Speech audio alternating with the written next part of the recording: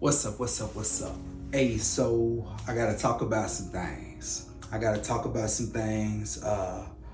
First off, God is good, and no matter how far I try to run from this dude, no matter how far I go away, no matter how far I drift away, God will not stop chasing me. He don't give up on me. People give up on me and all the time, but God will not give up on me. And if he could change me, he could change you. For real, for real. I'm not gonna act like I haven't tried to run away. I have. I'm not gonna act like I ain't slipped up in the last 3 years. I have. I do on a daily basis. You feel me? But today is Friday, March 29th, 2024. And guess what? I'm still walking with God, and I'm still sober, and God is still good. For real, for real. What's it called? I'm gonna testify to something today. I'm gonna talk about my last methamphetamine relapse. And I believe it was April 4th, 2021. It was Resurrection Sunday. Easter is what some people call it. Let me back up. So on December 15th, 2020, I woke up from after a 7-day methamphetamine binge. The night before, I took like a week's worth of meth in one line. It was a suicide attempt. I did not plan or want to wake up. It was a suicide attempt, but it didn't work. The next morning I wake up to the hotel owner banging on the door, talking about give me my money or leave. So I gave her the money that I had. She said, give me the rest of the money by 5 p.m. or you gotta go. I was only short like $10, but $10 is $10. So I racked my brain. I'm starting to think of who I can reach out to help me with that money so I didn't have to go back into the streets. So I called a brother of mine, a friend of mine, and he didn't send me no money, but what he did send me was a confirmation number for a bus ticket to Alice, Texas. And he told me, I'm sending you to rehab. And I thought when he said rehab, I thought that meant on some government funded check into a rehab type thing. Man, no, this dude put a fast one on me, because 2 days later, I pulled up to Victoria's Frontline Men's Home in Alice, Texas. I was so mad when they started doing the prayer thing and started taking my cell phone and all this. I was so mad. Hey, but you know what, man? I gave my life to God that day on December 17, 2020. And what's it called? I'm still right here, man. I'm still right here walking with God, getting fat and everything. You feel me? But I'm good. For 2 weeks, I'm good. And the pastor of the men's home let me keep my laptop and my mic, and I'm recording music and everything while I'm in there. But leaning on my own understanding, 2 weeks later, I left the men's home without the blessing, left the men's home. What's it called? I called my grandma that lived in the valley, like an hour away from there, from where the men's home was located, and she came and got me. And to my surprise, I had $400 in my in a bank account that I had. It was I think the second wave of what was they called when the government sent you money during COVID and stuff. So I figured, oh, $400, I'm in the valley, I'm finna get a car. So I got a car. It was like a 1996 Mustang. You feel me? It had a drop top, but the drop top didn't go up or down. It was just stuck down. You feel me? So I got, and it had no tags and nothing like that. So I got pulled over and extradited back to Lubbock on a felony that I was out on a PR bond for. So I had to take that little 10-hour drive in shackles back to Lubbock. So I think I was in Lubbock County Jail for about 4 months.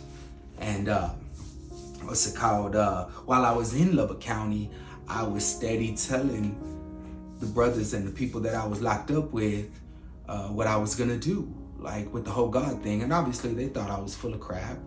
And sure enough, I got out on April 1st, 2021. And what's it called? I figured what I would do is I'd go to Amarillo just to get away from the Lubbock people. You feel me? Figured it'd be harder to get dope in a place that I wasn't familiar with. Heck no, bro, it was easier because I'm steady. Because when I got out of jail, immediately I wanted to get lit. I wanted to get high. And so I'm trying to find cocaine and I couldn't find none. I even offered somebody $100 for a gram of powder just to get me right, which is about twice as much as what it's worth. You feel me? And couldn't find none. But and after he had let me know that he couldn't find me none, the person I was, asking about it, I'm like, well, can you get me some other? He's like, oh, well, I got other in my pocket right now. So I got a 20 of some work. And for 2 days, I'm in this hotel room rolling, tripping. It's Easter.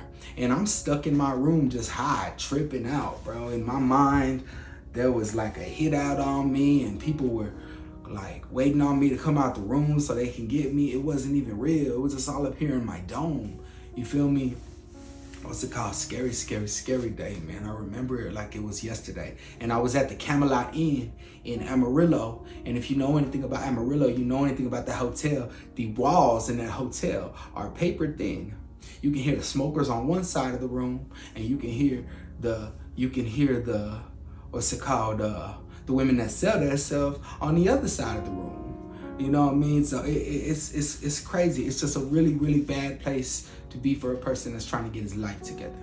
Anyway, so what's it called? I come down or whatever, and then I end up going back to the Valley.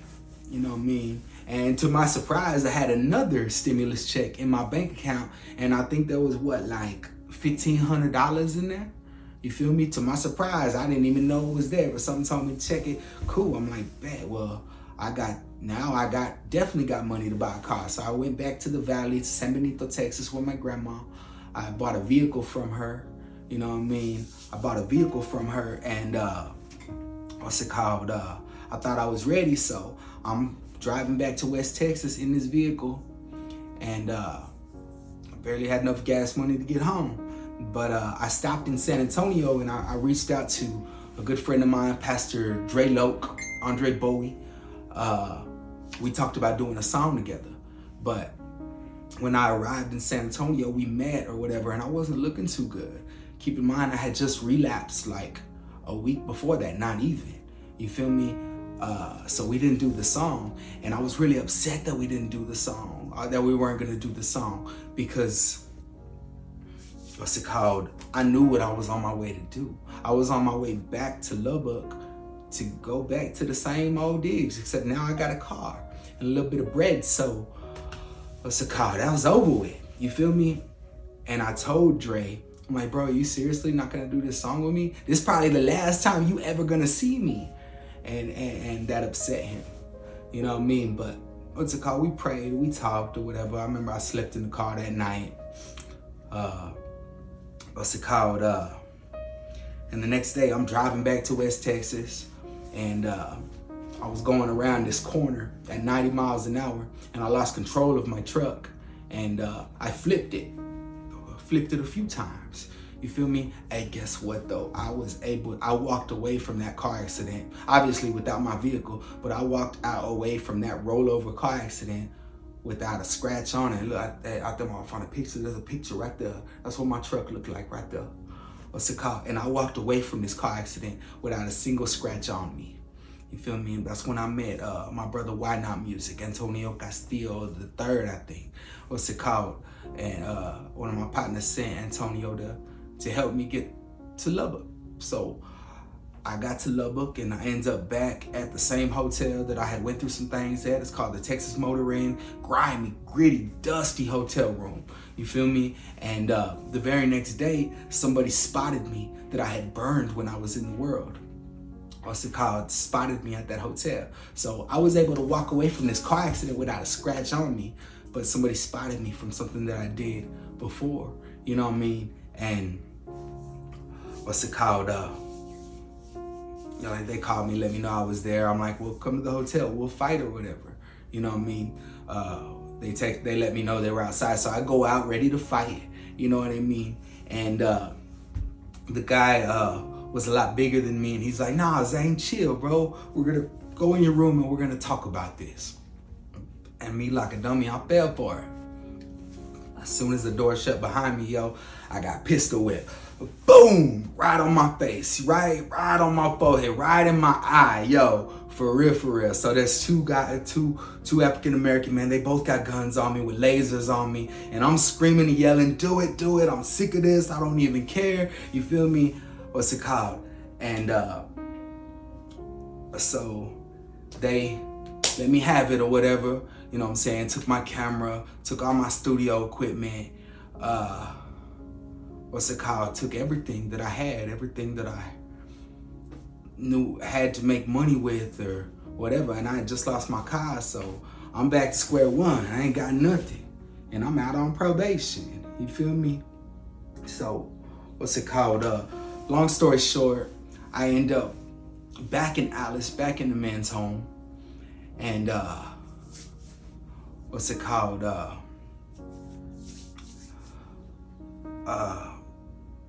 There's nothing like being in a prison of your own mind, stuck in your own head. You know what I mean? And when all this happened, I was so mad at God. I was so furious at him.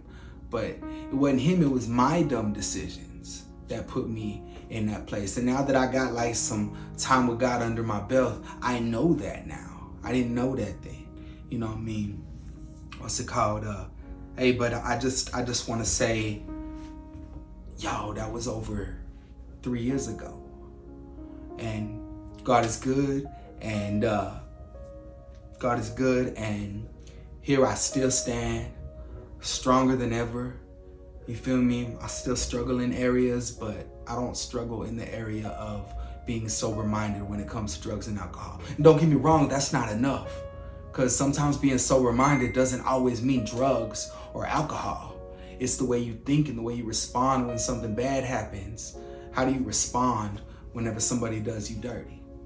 And in them areas, I really don't respond the way that I should. You know what I mean? But as far as drugs and alcohol goes, I'm free. I'm free, yo. For real. And I'm not gonna act like I ain't had slip-ups. You know what I mean? Like, what's it called? But as far as, you know what I'm saying, in a few days on April 4th or April 5th, I'll be 3 years clean from meth. You feel me? I ain't smoked no weed in over 2 years. It's like the only thing that I can do 100% right is be sober-minded. Right now, I'm sitting in a house that God bought me. I mean, it's empty. Y'all don't hear a sound, you know, except for the background music. But what's it called? But it's cool. It's cool. What's it called? I love this. I'm not in the hotel rooms no more. I'm not couch to couch no more. I got my own couches. I got a real bed in that room. You know how long I didn't have a bed? You know how much that bed means to me or means to somebody that didn't have a bed for years? God is good, yo. And I'm all jacked up still. But there's so much favor that I can't help but flex it. I can't help but flex the favor that God has on my life. And if you know me, you know there's areas that I still struggle in. But God honors my sobriety. He honors the fact that I gave him my word that I was never gonna get high or drunk again. And I meant that. And he honored that. God bought me a house. God bought me a driver's license. God got me off probation, and I was $4,000 in the hole. They was ready to lock me up over some bread. And God gave me the funds that I needed to get off that probation. And I've been off probation almost 2 months or whatever, and I still ain't smoked no weed. Why? Because I promised him that I would never get high again. And I meant that. If God can do what he's doing for me, he can do it for you. And I'm not gonna cap and I'm act like this perfect dude now. I'm not. And I don't. And I never will be. But that doesn't give me the right or an excuse not to try. He knows we're not perfect. He knows we're going to screw up. but we still gotta try to be like him. I'm a long ways away from it, but at least I got my sobriety and I got my brain. I got my mind right. I'm right there where I need to be. I'm not stuck. I know people that came off of dope that are still stuck there, clean or not, but they're still stuck in their mental. I'm not. Hey, God bless you, bro. God bless you. I got new stuff coming out. God is good. And what's it called? Keep your boy lifted in prayer, man. God bless you. See you soon, baby. Yes, sir. Hope dilla, hope dilla, hope dilla, hope dilla. Ayy.